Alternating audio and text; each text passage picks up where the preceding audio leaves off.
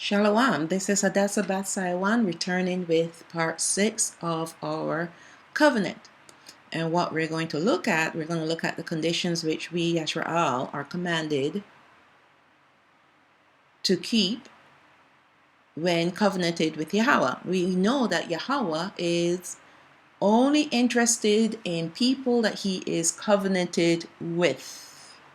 If there's no covenant, he's not interested.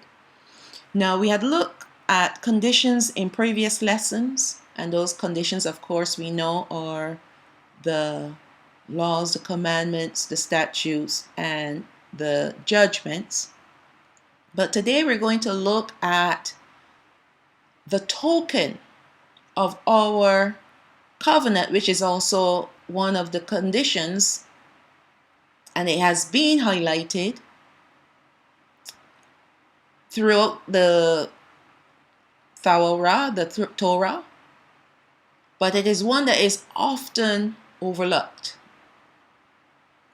And this lesson, I dedicated part 6 to this particular subject because it is one of the most debated topics when it comes to Yashraal, when it comes to the covenant. Do we need to keep the things from the old covenant? Or do we move on and carry on? And the reason why people will have that idea when they hear old covenant, meaning everything that was listed, all the things that were listed under the old covenant, we no longer have to do them in the new covenant, which is the mistake.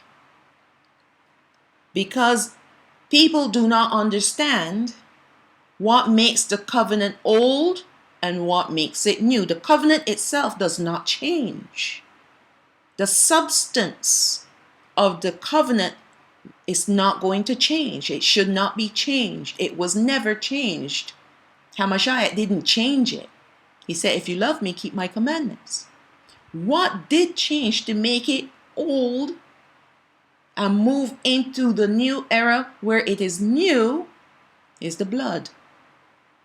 No longer we need the blood of animals because we have the blood of the perfect blood of Hamashiach. And we have him as well. We don't need a priesthood or a high priest. We have Hamashiach. That is the difference between the old and the new. The actual substance of the covenant remains the same. And that includes keeping the laws, the commandments, and the judgments, and the statutes, and all the different things that Yahweh spoke to our forefathers that we are supposed to be keeping throughout our generations forever. So we're going to look at some scriptures and even at the Apocrypha to get a detailed look at some of the things that the Most High spoke to us, spoke to our forefathers. And he is still speaking to us today. So let us recap about what we have covered regarding the covenant, both old and new. The first covenant between Elohim and man was with Adam and Hawa when they were in the Garden of Eden. It was an unspoken covenant that was guarded by one commandment: do not eat of the tree of knowledge of good and evil. That was the only thing they were supposed to do. After they transgressed that one law, before they were cast out of the garden, Elohim made another covenant with Adam and Hawa, promising them that after 5,500 years, that they and their righteous descendants will be returned to the Garden of Eden.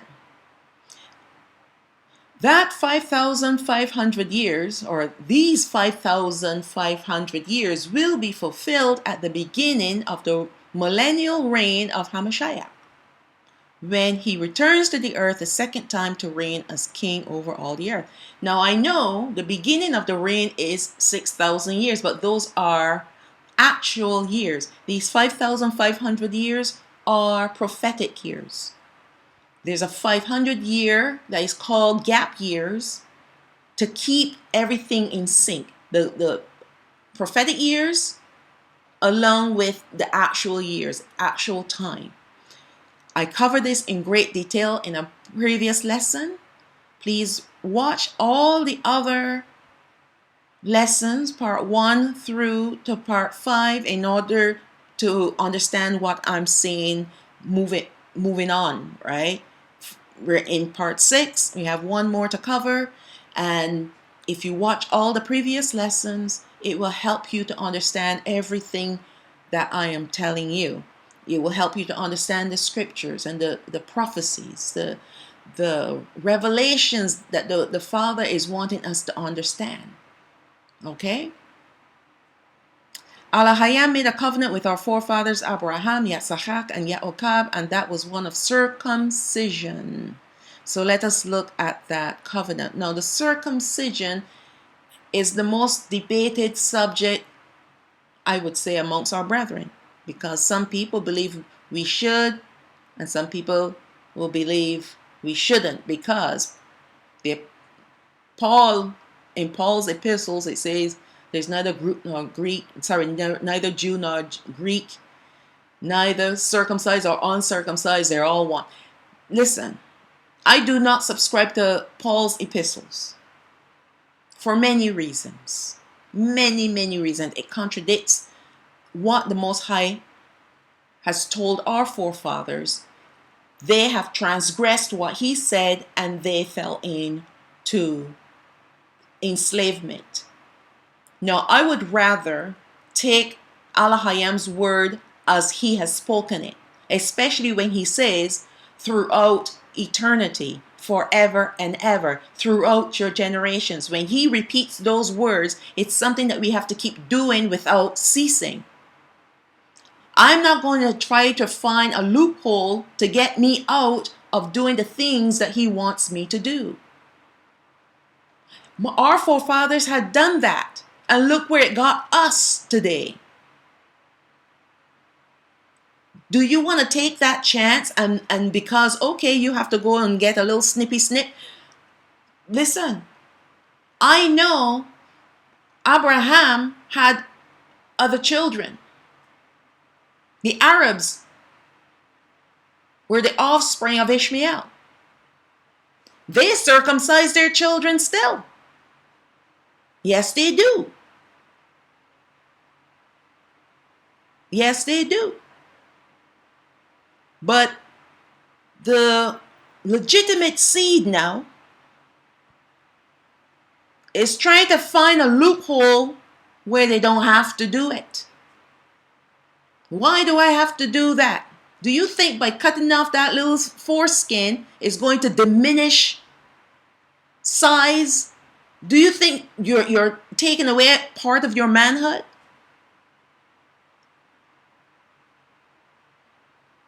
Okay, well, let's move on and let's see the reasons why we have to observe this thing. We have to observe circumcision. Bara Shayath, Genesis chapter 17, starting from verse 1. When Abraham was 90 years old and 99 years old, Yahweh appeared to Abraham and said unto him, I am Hashaddai, Alahayam, I am the Almighty, Alahayam. Walk before me and be you perfect. And I will make a covenant between me and you, and will multiply you exceedingly. And Abraham fell on his face, and Alahayam talked with him, saying, As for me, behold, my covenant is with you. You shall be a father of many nations. Now that was fulfilled. There are many nations that can say Abraham was their forefather. Many of them. All right? And they're all our enemies. I kid you not. Neither shall your name any more be called Abraham, but your name shall be called Abraham, for a father of many nations have I made you. Verse 6, and I will make you exceeding fruitful, and I will make nations of you, and kings shall come out of you. All those things were fulfilled. Verse 7. And I will establish my covenant between me and you and your seed after you in their generations for an everlasting covenant, to be Alahayam unto you and to your seed after you. There's no ending to this covenant that the Most High wants with the offspring of Abraham, Yitzhak and Yaakov. But he first started with Abraham. Now this covenant starting with Adam and Hawa is further refined by the time it got to Abraham. And then he further refines it when it got to the 12 tribes of Yaakov. It's the same covenant where he is going to be our Alahayam and we are to be his people. And what he is doing, or what he has been doing, is refining the conditions under which we are to keep his covenant with signs and tokens and observations and things that we need to keep on doing. Verse 8. And I will give unto you and to your seed after you the land wherein you are a stranger, all the land of Canaan, for an everlasting possession. And I will be their Alahayam. That is the covenant. To be Alahayam to us and we to be his people, and the land he will give to us and all the different blessings that comes with keeping covenant with him. Verse 9. And Alahayam said unto Abraham, you shall keep my covenant therefore, you and your seed after you in their generations. Now Abraham had many sons. Abraham, he had many sons. But there's only one son. Because remember, he had another wife named Keturah, and he had children by her. There's only one son that the covenant was passed on to, and that's Yitzhak. Yitzhak had two sons, Osha, which is Esau, the firstborn, and Yaakov. They're twins. But Yaakov received the covenant, not Osha, not Esau, but Yaakov. Let's go on. Verse 10. This is my covenant, which you shall keep between me and you and your seed after you. Every man-child among you shall be circumcised. Every man-child among you shall be circumcised. Verse 11. And you shall circumcise the flesh of your foreskin at 99 years old, Abraham. And it shall be a token of the covenant between me and you. So there's no age limit, especially when you become awakened to the fact that you are of the seed of Abraham, Yitzhak, and Yaakov. You need to go get circumcised. If you want to keep covenant with the Most High.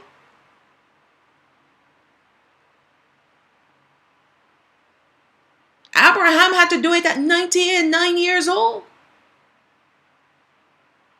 in order to maintain the covenant with Yahweh.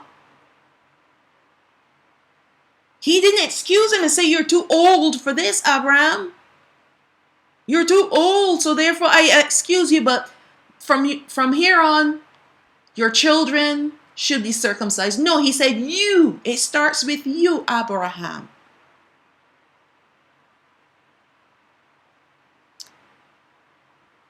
Verse 11 again. And you shall circumcise the flesh of your foreskin, and it shall be a token. It is a sign of the covenant between me and you. Verse 12.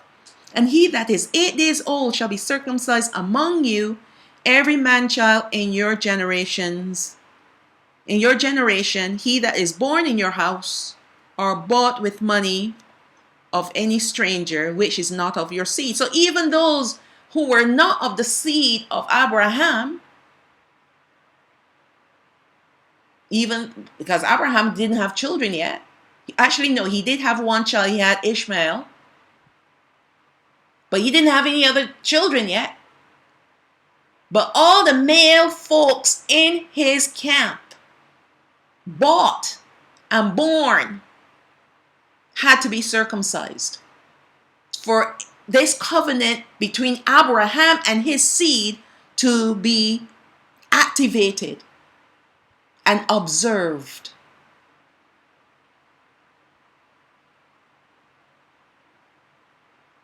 Now, the reason why he said 8 days old, this is a medical fact. A baby, after it's born, the vitamin K that's in that child's body, and most of it receives, of course, from the mother's breast milk, helps. It is at its greatest peak at 8 days old. And vitamin K is used for clotting, blood clotting. So that if there's an injury, the injured area is clotted and healed quicker than at 6 days before or 10 days after.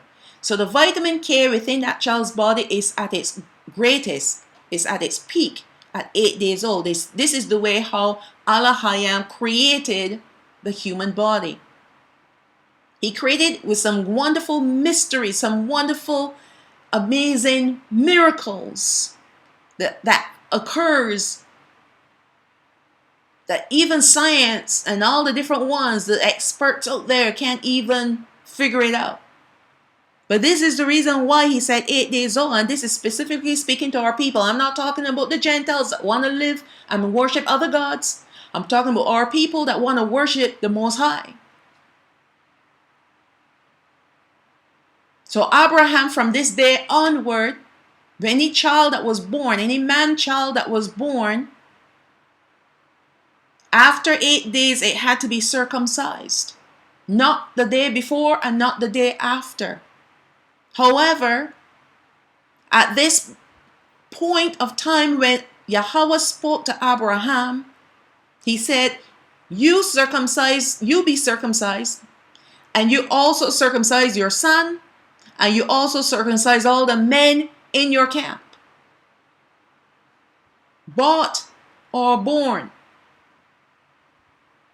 Even if they're not of your seed, they're not your brethren, they need to be circumcised. Verse 13, and he that is born in your house and he that is bought with your money must needs be circumcised. It was one law for everyone as long as they were under the camp, the tent of Abraham. They were living in his camp. They were employed by him. They had to observe circumcision. And my covenant shall be in your flesh for what? An everlasting covenant. He didn't say until my son comes and that's it, it's finished. He said, my covenant shall be in your flesh for an everlasting covenant. Verse 14, and the uncircumcised man-child, whose flesh of his foreskin is not circumcised, that soul shall be cut off from his people.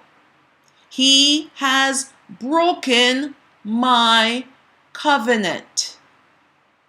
So you see, Yahweh is not playing.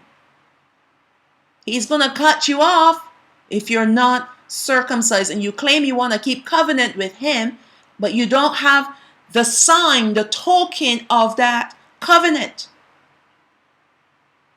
Now there's a reason why he wants his children to be circumcised, and we're going to see that in another script. It's in the book of Jubilees. The reason why, because we are supposed to be a people set apart from the other nations. We are to be a set apart people. So he created this sign, this token, which is closely connected with his covenant. It is so closely connected that he calls it his covenant. But it is a token of the covenant, where if you want to be called his child, his people, and if you want him to be your Elohim, these are the things that we need to do. Now, obviously, a woman cannot be circumcised, but a woman that gives birth to a son, she needs to keep that promise, that token of this covenant. And whenever, and here's the thing, here's the reason why it has to be the covenant, that he called it the covenant in your flesh. Because when a man looks down at himself to do his business or to wash himself, he is to be reminded of his covenant with Elohim. When a woman who is married to a husband who is of the 12 tribes, when she looks upon him, she is to be reminded of the covenant. And the same thing goes when she's cleaning her baby after he's been circumcised. She is reminded when she looks upon her child of the covenant of the Most High that she has with him.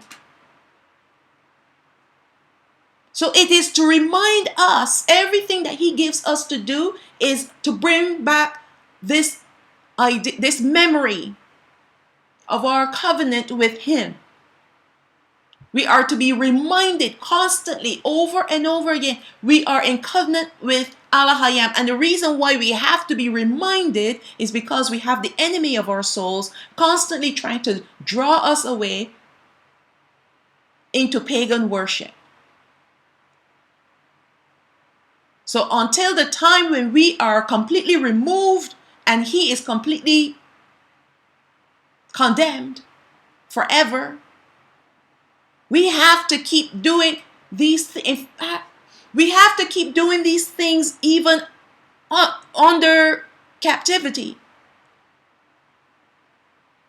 We don't stop doing these things in the lands of our captivity. We don't stop doing these things because it is an inconvenience. Because then it proves to the Most High that you really don't love him. You love yourself more than you love him. And by the time we get to the 6,000th year, when Hamashiach is with us, all these things will be completely done, covered, and accomplished. We will still have children being born in that 1,000-year reign. And yes, we still have to keep circumcising them. Circumcision will never end until there's no more children to be born. And that will be in the new heaven and the new earth and the new Yerushalayim. All the people that needed to be born would have been born. His people would be circumcised. His men folks would be circumcised. So we will not have to do that anymore after that. Because we'll have no more children. We'll have no more babies. But until that time comes, we have to uphold this law. Verse 17. Abraham fell upon his face and laughed and said in his heart, shall a child be born unto him that is 100 years old? And shall Sarah that is 90 years old bear? And Abraham said unto Elohim, oh, that Ishmael might live before you. So he's thinking that the covenant is going to be fulfilled it's going to be fulfilled through Ishmael. Verse 19, and Alahayam said, Sarah, your wife, shall bear you a son indeed. You see, he couldn't believe it because Sarah was barren. She was barren when she was young, and she's even more barren now that she's older, although she was a beautiful woman. And that's why he thought, okay, shall she bear a son for me? Or are you speaking of Ishmael? So now Alahayam is showing him where the covenant is going to go through, or who the covenant is going to go to. He says, Sarah, your wife, will bear you a son indeed, and you shall call him Yitzchak. And I will establish my covenant with him. The covenant is going to go to him, Abraham, because Hagar was not your wife. And on top of that, Hagar was an Egyptian. And Ishmael is half and half. And his covenant is only with the third to the fourth generation, depending if the person comes through the lineage of Egypt, but yet they married back into our lineage. By the third generation, that is rolled off of them, and they can be one of us. They can be in covenant with the Most High again. Go watch my video called The Third and Fourth Generation. It goes into detail about that, what that means. So Ishmael could not have the covenant because he was a half-breed. Half Egyptian, half Obarai, Hebrew. All right? Verse 21, but my covenant will I establish with Yitzchak, which Sarah shall bear unto you at this set time in the next year. And he left off talking with him, and Alahayam went up from Abraham. So he came down to talk to Abraham. And Abraham took Ishmael, his son, and all that were born in his house, and all that were bought with his money, every male among the men of Abraham's house, and circumcised the flesh of their foreskin in the self same day. He did not even hesitate, as Alahayam had said to him. He didn't hesitate. He just went ahead and he did it because the Most High told him to do it. And Abraham was 90 years old and 9. He was 99 years old when he was circumcised in the flesh of his foreskin. And Ishmael, his son, was 13 years old when he was circumcised in the flesh of his foreskin. So when you come into the knowledge of who you are, and you read about circumcision, you can't say, well, I am not 8 days old. You do it. No matter what the age is. He's giving you a range here from 99, actually from 13 to 99. And I'm sure many people are found in between.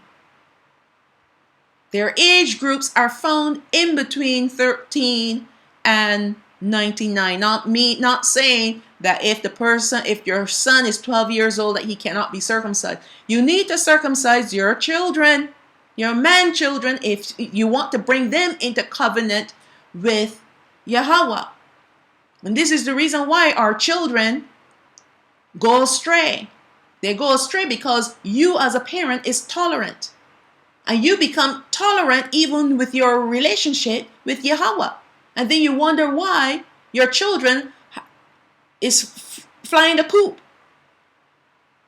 Why they're going astray and following all manner of pagan ways and living pagan lives. They don't want to hear anything that you have to say. When you start making excuses why you can or cannot do what the Most High is telling us to do or telling you to do, then your children will pick up that idea from you and start doing the same thing to you. You can't tell me what to do, Mom. You can't tell me what to do, Dad. I'm my own man. Or my own woman. You got little teenagers living as if they are fully grown adults, working for themselves. You are the one financing them, giving them money for clothes and whatever, but you can't tell them how to dress. They want to dress like harlots, but yet you still give them money to go buy clothes. You give them money and they go out and come back in at all hours, smoking and drinking, hanging around bad company, and you can't say anything because you love your child. That's not love. That's hate. You love yourself more than you love your child. In fact, you don't love that child. And then you wonder when you get the news from the police, your child's body has been found. First thing they say, oh, that was my baby. My baby was a good child, was a good son, was a good daughter. Who would have done this thing to my child? Anytime you hear that, you know this without a shadow of a doubt. Bad parenting and bad child.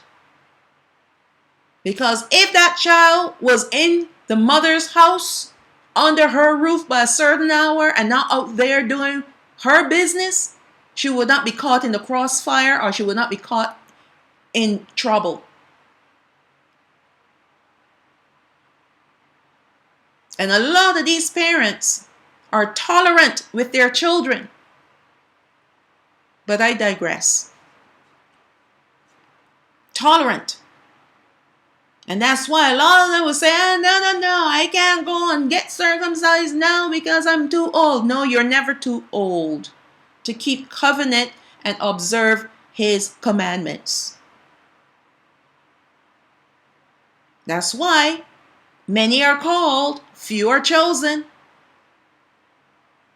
Verse 27, and all the men of his house born in the house and bought with money of the stranger were circumcised with him. He circumcised all the males in his camp. All of them. From 8 days old all the way to 99. And including the teenager, Ishmael.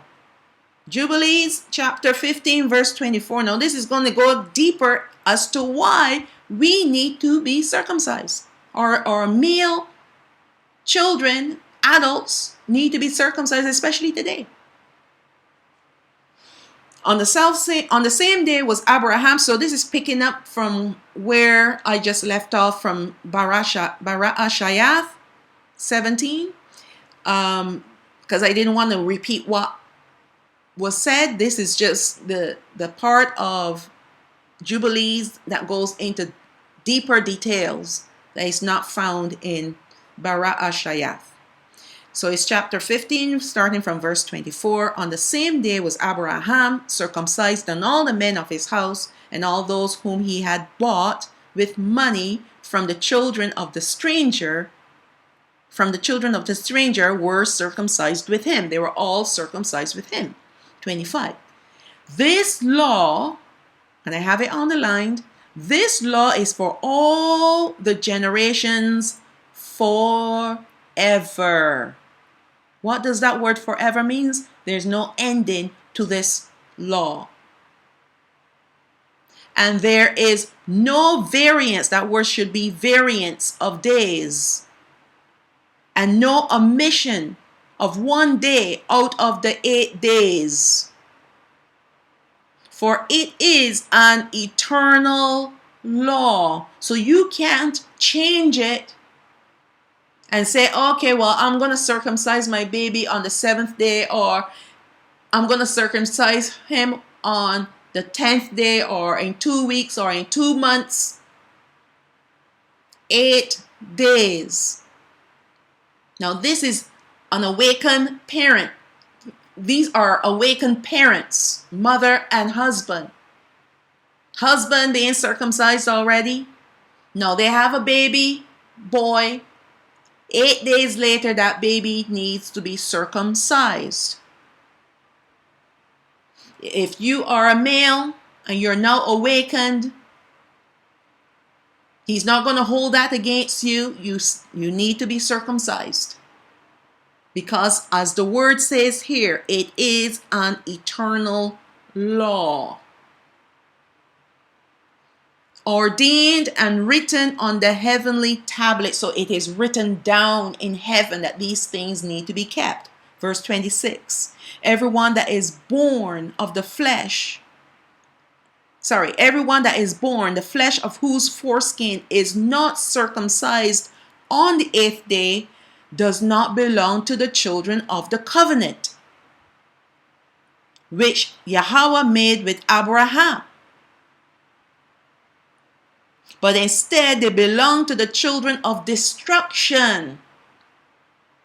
Nor is there any other sign on him that he is Yahweh's. So it helps you, it reminds you that you are in covenant with Yahweh, but then it also shows you that you belong to him. But he is destined to be destroyed and killed from the earth, for he has what? Broken the covenant of Yahweh Alahayana, our Alahaya. So you're not circumcised, you've broken the covenant and the law. Verse 27, all the angels of the presence and all the angels of sanctification have been created already, circumcised from the day of their creation, and before the angels of the presence and the angels of sanctification, he has sanctified Yashraal, that they should be with him and his holy angels. So now we are part of an elite group, his heavenly hosts. The angels were created already circumcised. And now he has passed that covenant on to Abraham and his offspring, his generations that came through his loins, through the loins of Yitzchak, through the loins of Yaakov, to be kept forever. Verse 28, command the children of Yashraal and let them observe the sign of this covenant for their generations as an eternal law. This is something forever and ever, and it's a law, it's the covenant, it's a sign, a token. It's everything wrapped into this circumcision. Remember when Dawid was a lad and he went against Goliath? What did he call him? Uncircumcised Philistine.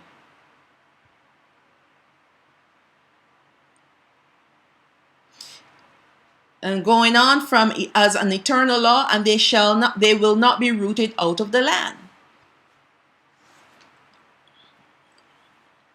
And we're not in our land, and we most likely will not make it there if we don't observe this law, eternal law. Verse 29. For the command is ordained for a covenant, that they should observe it forever among all the children of Yashraal. This is how he sets us apart from the Gentiles, to be in covenant with him. We not only worship him, which is different from what the Gentiles are doing, but we have to look different. We speak. Our speech was different. Everything that we do was different. And how was it different? Because we were walking And we are supposed to continue walking in holiness and in righteousness. Whereas all the other nations, they walk in paganism. They're heathens, uncircumcised. Although some of them have circumcised their children because of their religious beliefs. But it doesn't matter because he's not in covenant with them. So they're not doing it for him, they're doing it for themselves and their beliefs in their pagan gods. Verse 29. For the command is ordained for a covenant that they should observe it forever among all the children of Yashrael. He said, observe it forever. Where does it say that we need to stop doing this? Verse 30, for Ishmael and his sons, that is misspelt, Ishmael and his sons and his brothers and Osha, which is Esau, Yahweh did not cause them to come to him, and he did not choose them. They're all from the seed, the offspring of Abraham. Although they are the children of Abraham, he knew them, but he chose Yashrael to be his people. Yashrael meaning the new name of Yaakov and his 12 sons and their offspring. He chose them to be his people. Verse 31, he sanctified them and gathered them from among all the children of men. For there are many nations and many peoples, and all are his. And over all nations, he has placed spirits in authority to lead them astray from him. He's not interested in any other nation but Yashrael. So he sent them spirits. That's why they can worship pagan gods. Give them the sun, the moon, and the stars for them to worship. He's not interested in them. Verse 32. But over Yashrael he did not appoint any angel or spirit, for he alone is their ruler. And he will preserve them and require them at the hand of his angels and his spirits and at the hand of all his powers, in order that he may preserve them and bless them, that they may be his and he may be theirs from now on forever. That's the covenant. We will be his and he will be ours forever. And there are many people in our brethren, they want the blessings, but they don't want to keep covenant, and they don't want to keep the conditions of the covenant. Oh no, I just want the blessings. Everything is, the covenant is old. I'm on the grace, so I don't need to do this. I don't need to do anything. I don't need to keep Shabbat. I don't need to be circumcised. I don't need to do anything. I just need to say I love, and you call whatever name, and it's sufficient because I am of the bloodline of Yitzhak, of Abraham, Yitzhak, and Yaakov. Everyone is hanging their hats on blood, on their blood, their bloodline, their DNA. You think your DNA is sufficient to get you into the kingdom, but you're wrong. And one day you're gonna realize how wrong you are. How wrong you are and how wrong you were. Will you be able to recover from that?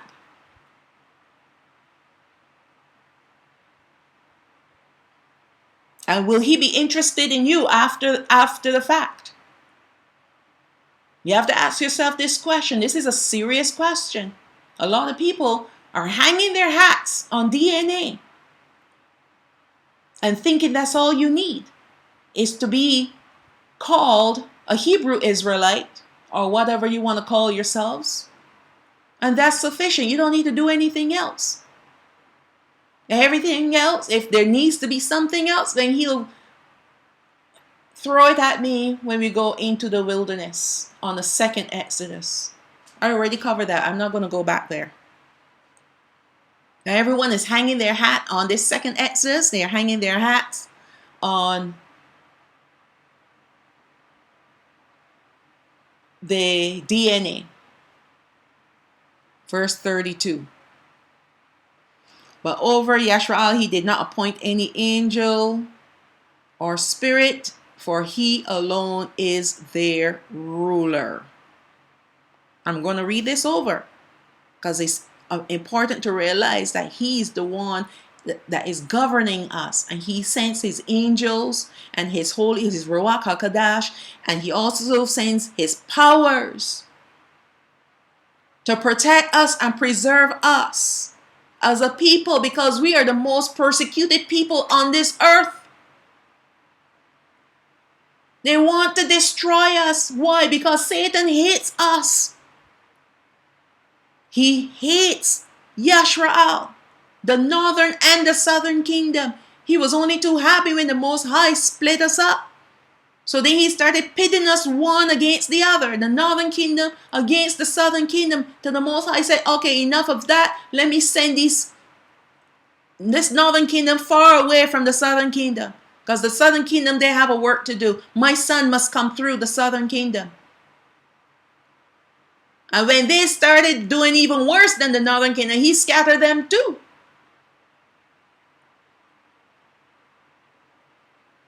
But he is not done with us. So let's go on. So he will preserve them and require them at the hand of his angels and his spirits and at the hand of all his powers, in order that he may preserve them and bless them, that they may be his and he may be theirs from now on forever. This is forever. Verse 33.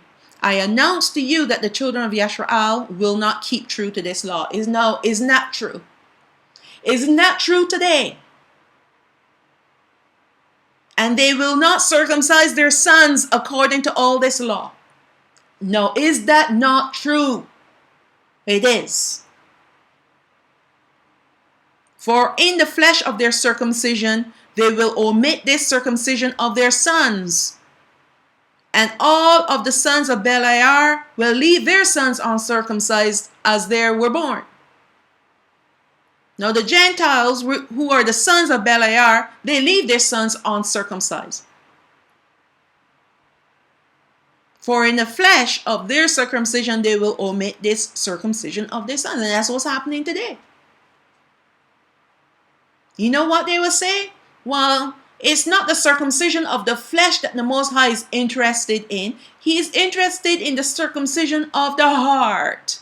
The circumcision of the ears. He wants us to hear him. He wants our hearts to be supple and flesh-like so that he can mold it and form it and conform it. Yes, that's what he wants to do. And he was talking about the circumcision of the heart even back in Deuteronomy. When Masha was telling the children of Yashrael that they need to get their hearts circumcised. So this is not a new theology. This is not a new thing. While they were already circumcised when they came from Matzarayim. But they were stiff-necked. And that's why Masha said you need to get your hearts circumcised. Because your hearts are filled with wickedness. The Most High would like to cut away all that wickedness out of your heart. Idolatry and fornication and adultery. All the things that they have witnessed when they were in the land of Matzarayim, they brought there. And then what they're witnessing amongst the nations around them, they're doing. And the Most High said, enough. But he didn't take away the law of circumcision of the flesh. He never did. It's supposed to be done through our generations forever. And we still need to circumcise our hearts, and we still need to circumcise our ears. Because some of us, we got something growing over our ears that we can't hear. And when you hear, you don't listen. Or you're listening and you still don't hear. However which way it goes. You got something growing over your ears that need to be cut away. Verse 34. There will be great wrath from Yahweh against the children of Yashrael, because they have forsaken his covenant and turned aside from his word, and provoked Alahayam and blasphemed.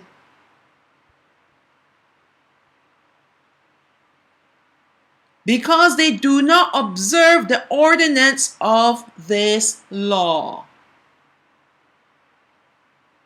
I am not, these words aren't coming from my brain. They're coming from the book of Jubilees. And it's an expansion of what was written down in Bara'ah Shayaf, the book of Genesis. Chapter 17.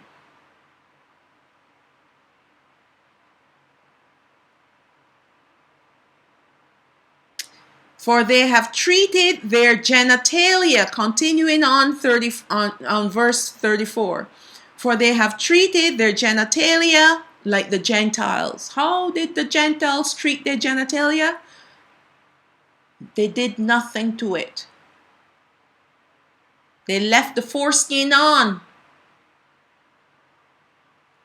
so that they may be removed and rooted out of the land, and they will no more be pardoned or forgiveness to them for all the sin of this eternal error. Are you understanding what you're hearing? It's an eternal error if you do not circumcise yourself or your sons. If you're a man and you're not circumcised, you are in eternal error. You have the wrath of Yahweh coming against you, because this is a very important covenant or connection to the covenant on a whole. This is what makes us a special people.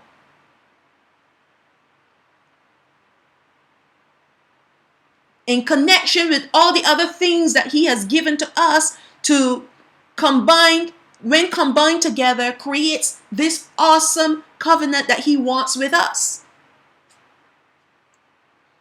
But we're not listening, and we're making excuses. Let's move on. Shalawam, which is the book of Exodus, chapter 12, verse 43. And Yahweh said unto Masha and to Ahawaran, this is the ordinance of the Passover. There shall no stranger eat thereof. So strangers could not partake of our festivals just like that. Verse 44, but every man's servant that is bought for money, when you have circumcised him, then shall he eat thereof. Then he can eat thereof. If you are uncircumcised, you cannot partake in the Passover. You cannot partake in any of the festivities. 45, a foreigner and a hired servant shall not eat thereof.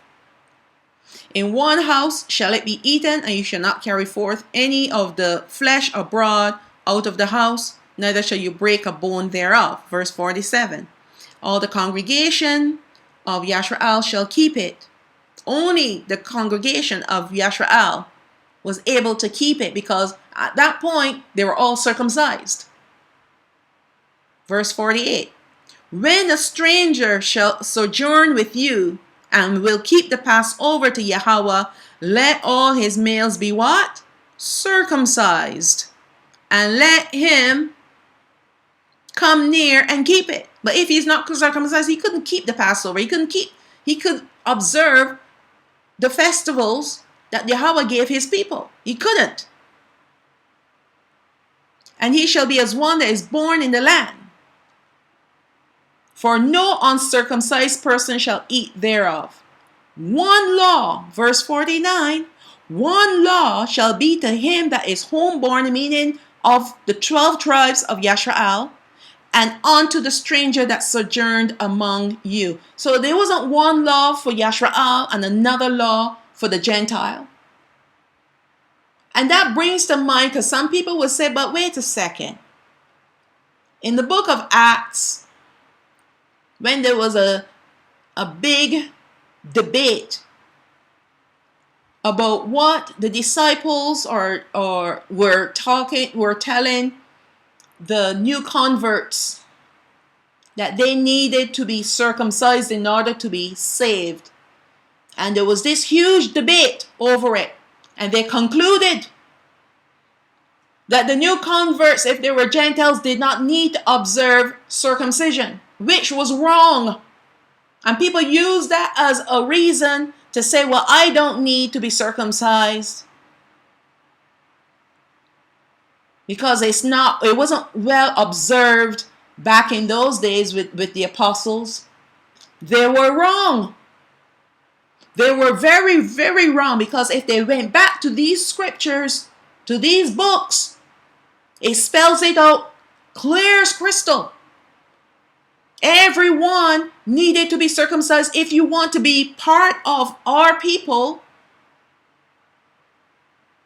and keeping his Passover and his festivals. You had to be circumcised. That was the one defining thing that separates us from the Gentiles. So if you were a Gentile and you want to be named as one of us and come under our heritage, come under our covenant, when you look down at yourself and you look like a Gentile because you're not circumcised, and here our brethren are all circumcised, how could that be reconciled? How could that be correct? One law shall be to him that is homeborn. One law for Yashraal, and the same law is unto the stranger that sojourned among us. One law, not two. One law that must be obeyed by everyone. Verse 5. Thus did all the children of Yashraal, as Yahweh commanded Masha and Ahawaran, so did they. One law. Book of Leviticus, chapter 12, verse 1. And Yahweh spoke unto Masha, saying, Speak unto the children of Yashraal, saying, If a woman have conceived seed, and born a man child, then she shall be unclean 7 days, according to the days of the separation for her infirmity shall she be unclean. Verse 3. And in the 8th day, the flesh of his foreskin shall be circumcised. It's written down in Leviticus.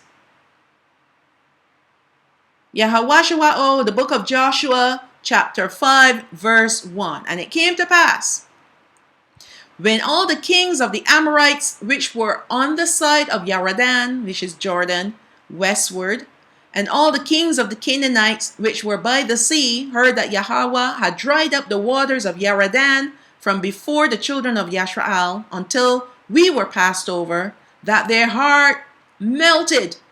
They became afraid. Neither was there spirit in them anymore because of the children of Yashraal. We become a mighty people when we are in covenant with him. Fear breaks out on every side because he goes forward and he performs his miracles on our behalf to preserve us as a people.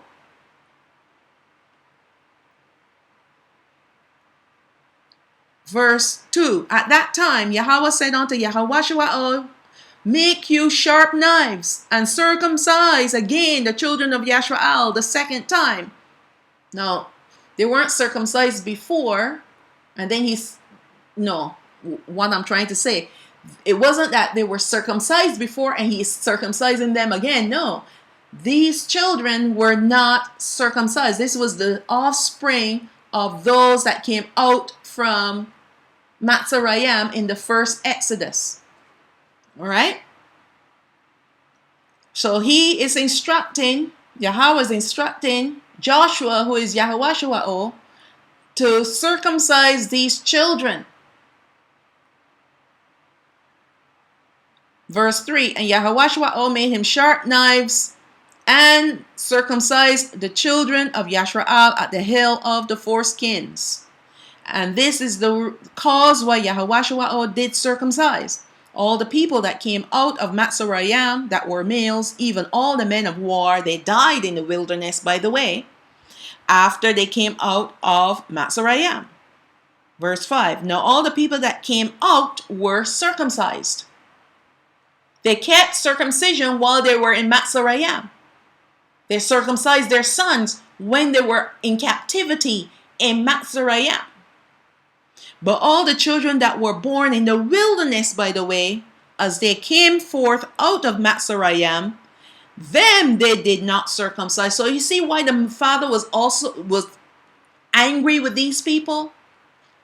Because we read in Leviticus that the Most High told them that the child that was born on the 8th day must be circumcised, and they never did it. They never obeyed him. Verse 6. For the children of Yashraal walked 40 years in the wilderness, till all the people that were men of war who came out of Matzorayim were consumed, because they obeyed not the voice of Yahweh. And this is one of the things that they disobeyed. They complained and whined and murmured about everything, plus the fact that they didn't keep circumcision of their children on the 8th day, although they themselves were circumcised, but their sons were not circumcised. And then the final straw is when they said, no, we can't go into the promised land. No, we can't make it in there. There are giants in there. You sending us to be killed. All these are things that made the Most High very angry with that generation. So he killed them off in the wilderness. He did. He killed them off.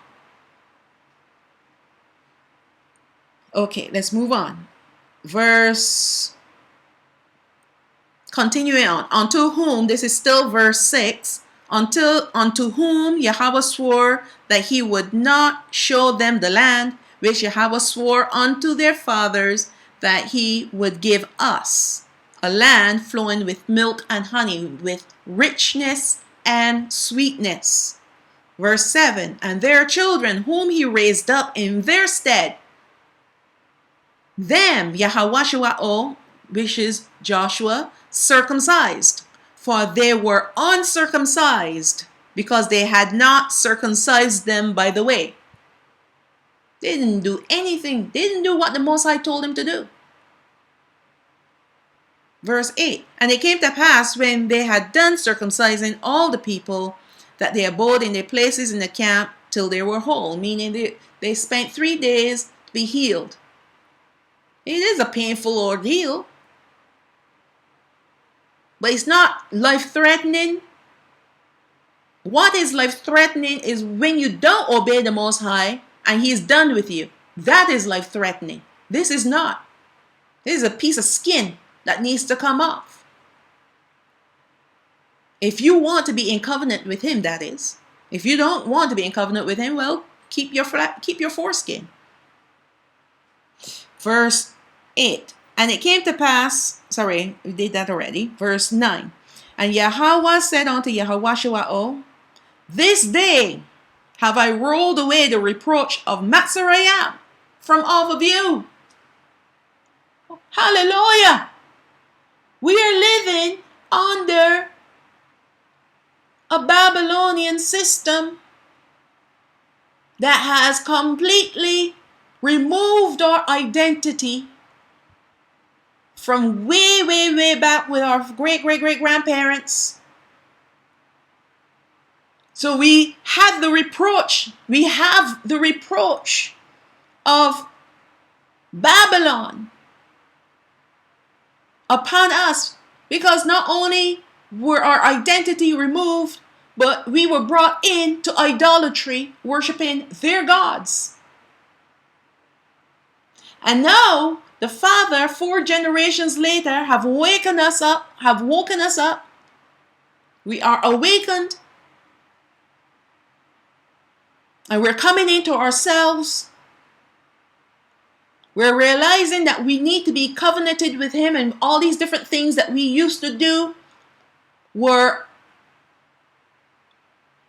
acts of transgressions against him and his laws and his commandments. So we stop doing those things because we want to be in covenant with him. And the day we decide as men and mothers of sons that are the males need to be circumcised now. Now that is something, because guess what's going to happen? The reproach of Babylon will be rolled away. We have now become truly a separated people. A people that have been sanctified and become a nation, a special treasure unto Yahweh, because we are obedient to his words. We are walking in obedience. We have done it the church way. We've done it many different ways, and none of those ways worked for us. So why not believe in his word? That's how you become righteous, by the way, when you believe in his word and you walk in it. Just like Abraham. Abraham didn't argue with the Most High and say, well, hey, Father, Ha'aba, I'm 99 years old. You want me to cut this thing off? He didn't argue with him. It was not a point to debate. He was obedient. That's why the Father loved Abraham, because he was so obedient. When he said to him, take your only son, Yitzhak, and sacrifice him to me, what did Abraham do? Did he have a debate with the Most High? Did he have a moment of remorse? Did he lament? No, he saddled up the lad and took him up the mountain. And he was about to sacrifice him. He was not a baby, by the way. He was a teenager. He knew what he was doing, what the Father was doing to him. And not even Yitzhak complained. The only thing he asked, but where's the sacrifice? And what did Abraham say? The Most High will provide. This is the kind of place where we need to walk, where we need to be. A people that are so obedient to the Most High, and we don't question or debate or try to find loopholes or create loopholes to get out of his commandments, his laws. That's what the Gentiles do. The Gentiles want to live deliciously under pagan worship in Babylon. We are supposed to be a separated people. And the things that they enjoy should be an abomination to us. But we want to still enjoy their delicacies, which is going to destroy us.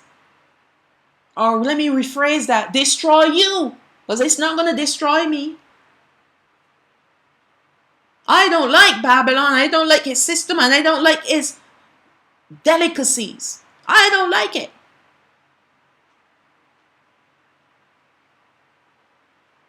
This is the place where we need to get to. Let's continue on. Wherefore the name of the place is called Gilgal unto this place. And I actually visited that place, Gilgad, in Israel some years ago. Verse 10. And the children of Yashrael camped in Gilgal and kept the Passover on the 14th day of the month, even in the plains of Jericho. Verse 11. And they did eat of the old corn of the land on the morrow, the day after the Passover, unleavened cakes and parched corn in the selfsame day. Verse 12, and manna ceased the day after they had eaten of the old corn of the land. Neither had the children of Yashrael manna anymore, but they did eat of the fruit of the land of Canaan that year, because they were coming home. They were coming home. They were actually getting ready to allot the land, but they had a few wars they needed to fight first. But the Most High took away the manna because now they can eat of the land that is flowing with milk and honey. They were beginning to receive the blessings for their obedience. You see what he did? After they were circumcised, he gave them food from the land.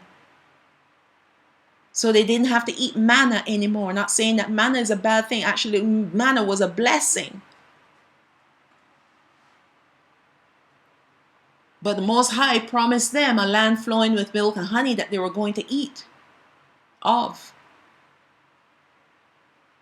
And he made that promise come to pass on this day, after they were circumcised. Now you're wondering, how come my life is constantly in a cycle of one disaster after another? You ask yourself this question. I'm supposed to be a Hebrew Israelite. I'm supposed to be of the 12 tribes. I'm supposed to be the offspring of Abraham, Yitzchak, and Yaakov. The 400 years are up, but I'm still somehow under a curse. Now, do you see why? If you're not walking in his commandments and keeping his commandments and purposing in your heart to be in covenant with him and doing everything that he's instructing you to do, you will remain under a curse. You see what happened when Abraham obeyed him? He didn't have to sacrifice his only son, only begotten son. The father was testing him, and he gave him a ram instead. Then when he told him to circumcise himself,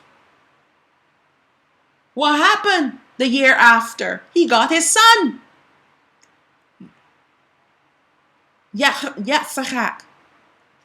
He got a son the year after.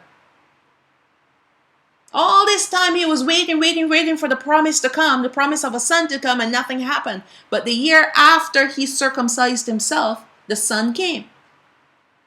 Same thing with the children of Yashrael. The year after this, 3 days after they circumcised themselves.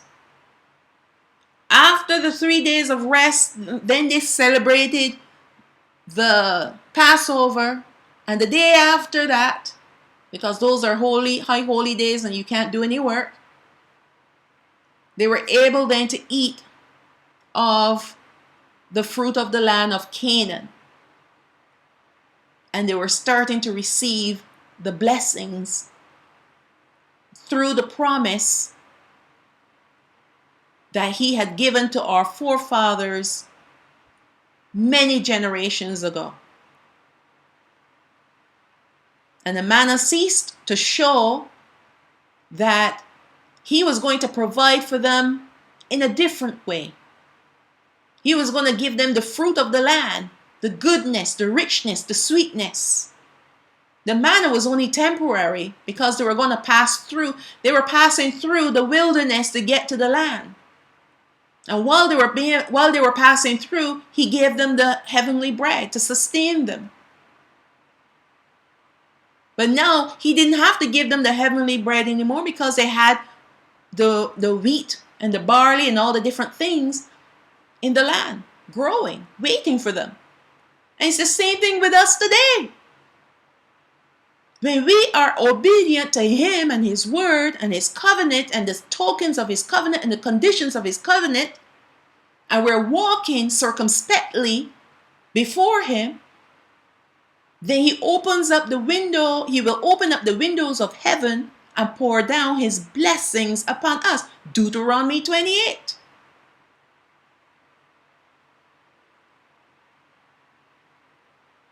But instead, we're still living under the curses because oh, well, you can't do that because Paul says this and my pastor said that and all these different people said this, and we've taken a toll, and we've decided that we don't need to circumcise anymore. We need to focus on circumcising our hearts. Well, hello. You need to do it both. It's not one or the other. It's something that you have to do both. Because circumcising the heart, meaning you're taking out the stony parts of your heart. You're taking out the idolatry and all the different things that are causing you to be astray, be led astray from the Most High.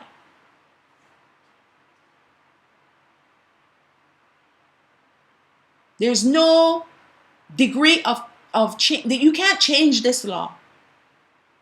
You can't change it. It's written in the heavenly tablets. So at the end of the day,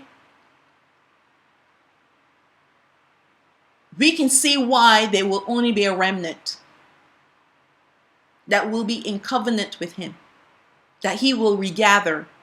And don't worry about it, because he can take that remnant and he can cause them to multiply like a multitude. Remember, he only took 70 people and brought them into Goshen. And what happened to them? They did not become millions after 430 years? Okay, well, he can do the same thing with us. We got 1,000 years to multiply. Imagine how many people we will become. We don't need a multitude. He never needed a multitude to perform his miracles and his plans and his purposes. He just needs a few. Just a few. Okay, let's look at Luke chapter 2, verse 21.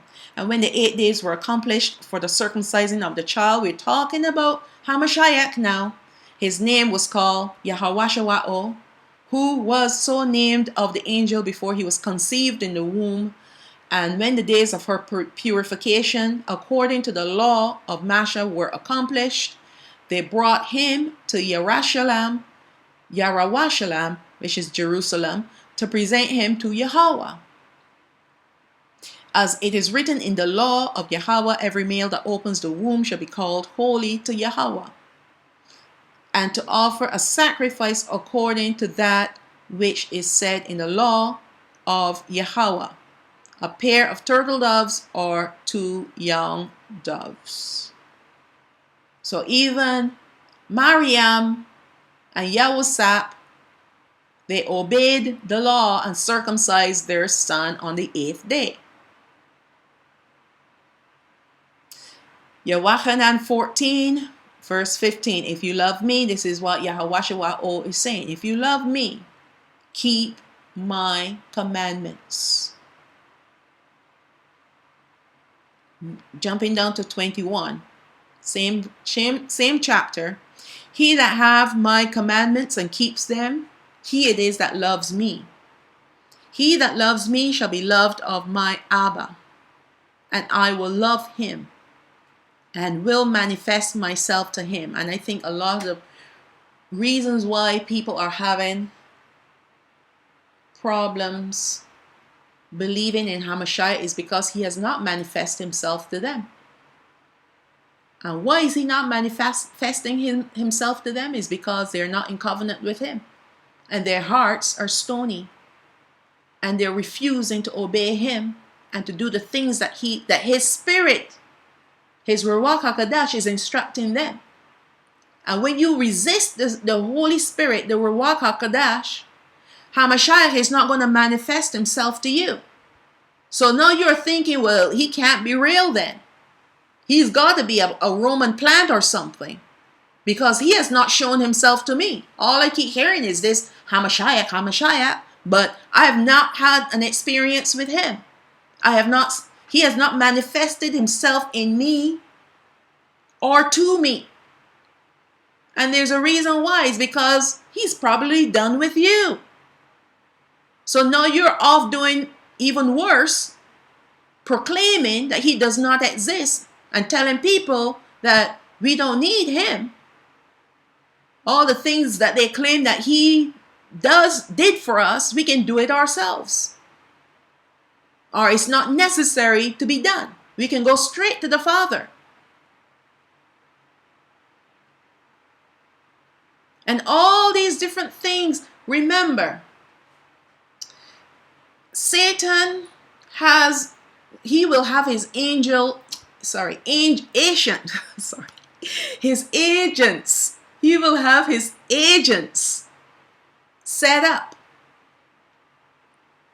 to try to draw you away from the truth. He doesn't want you to know the truth because he knows the truth will set you free.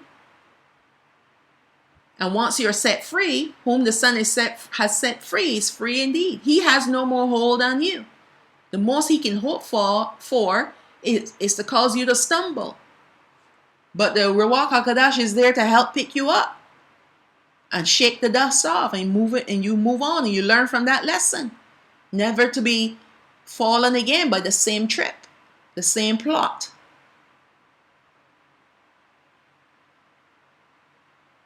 But this is where we have come to as a people. And if you truly, truly believe in Hamashiach and the words that he spoke and the things that he wants us to do, if you believe in the law, in the Most High, Abba Yah, if you believe in his words spoken through his prophets, if you believe in his laws, his commandments, knowing that they are what separates us from the Gentile nations all around us, to make us a peculiar people. So therefore we have to love what is forming us and reforming us and making us that way. Because if we don't love it, we will despise it. There's no middle ground. Either you love his commandments or you hate them. And you can't say, I love the Most High, but hate his commandments. That's a lie. Because his commandments are his words that came from his lips. And everything that he has spoken to us is not to deprive us as a people. It is to enrich us, enrich our lives, make us holy, make us righteous, make us a peculiar treasure unto himself, to set us apart, to sanctify us, to make us kings and priests.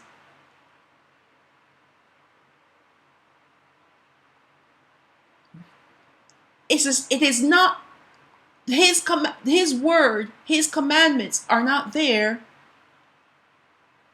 to destroy us, but rather to bless us if we keep them and if we believe in them. You can't expect the blessings to flow if you're disobedient. You can't. The blessings come when we are walking under his shadow. He is protecting us. He is leading us and guiding us. So will he provide for us. The children of Yashrael wanted to leave Matzarayim and enter right into the promised land. They would have loved it if that happened. But the Most High already knew what was in their hearts. So he put the wilderness in between to show them, to prove to them what was in their hearts towards him. And it's the same thing he has done with us today. We may not literally be walking through a wilderness like the northern kingdom will have to go through in order to get to the promised land. But we're all in a type of a wilderness. Because under this system that we have right now, we're being deprived and we're being persecuted on every side. And the only person that is sheltering us from being completely annihilated is the Most High Himself.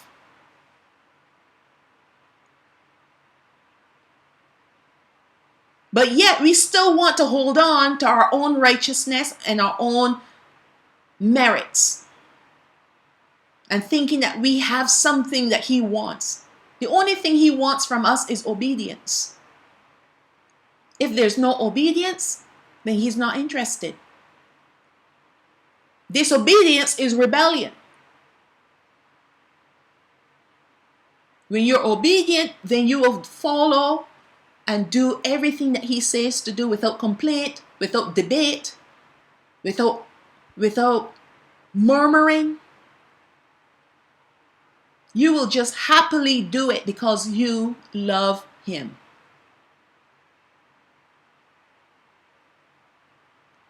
So that's the ending of this lesson about circumcision. I had to dedicate an entire chapter to this.